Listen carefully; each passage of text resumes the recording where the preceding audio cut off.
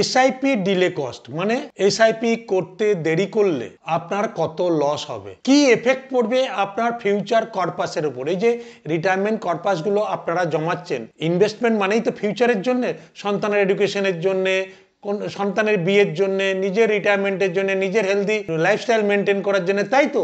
তা ডিলে করলে কি লস আপনার হবে? কারণ time is the main factor of mutual fund SIP বা মিউচুয়াল ফান্ড ইনভেস্টমেন্ট।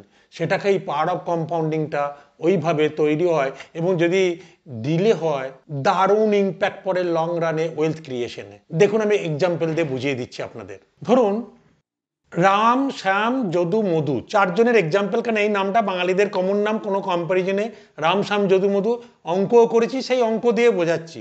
ধরুন কেউ মাসে সে 25,000 এসআইপি করছেন, আমি এক্সাম্পল দিচ্ছি।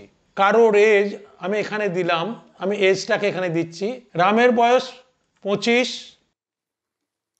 শ্যামের বয়স 30, এর 35, এর 40। সবাই এসআইপি করছে 25 বছরে, মানে 25,000 টাকা। আর সবাইকার রিটার্ন আমি ধরলাম 15%, অ্যাভারেজ রিটার্ন। তাহলে যার 25 বছর এজ, তার রিটায়ারমেন্ট এজ কত? 60। তাহলে 25 মাইনাস, এখানে যদি রিটায়ারমেন্ট এজ 60 করি, তাহলে যা 60 মাইনাস 25, 35 বছর খাটবে এর টাকাটা, এরটা 30 বছর খাটবে, এরটা 25 বছর খাটবে, এরটা 20 বছর খাটবে। এই যে টাইম, যে 25 বছর যার বয়সে তার টাকাটা 35 বছর খাটলো, তাহলে তার 25,000 টাকাটা কত হচ্ছে? এ খাটলো 35 বছর, এ খাটলো 30 বছর, এ খাটলো 25 বছর, আর এ 20 বছর। কত হলো দেখুন।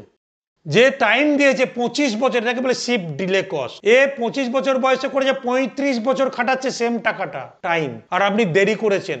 সে 35 বছরে করে দিয়েছে 36 কোটি 69 লাখ 29 হাজার। কারণ রাম 25 বছর বয়স, সে টাকাটা 35 বছর আগে থেকে প্ল্যানিং করেছে, যে আজ না কাল হো না হো আজই করবো আমি, নট টুমরো টুডে। যে সেম টাকাটা 30 বছর করেছে, তার 17 কোটি 30 লাখ 81,990। যে 25 বছর মানে 35 বছর বয়স 25 বছর খাচ্ছে, তার 8 কোটি 10 লাখ 88,240। আর যার 40 বছর বয়স, সে 20 বছর খাটাচ্ছে, 3 কোটি 74 lakh 30,900। So shift delay cost, যত দেরি করবেন তত আপনার লস। সো যত টাইম দেবেন, time is a compounding, power of compounding. যত টাইম দেবেন তত আপনার টাকায় টাকা আনবে।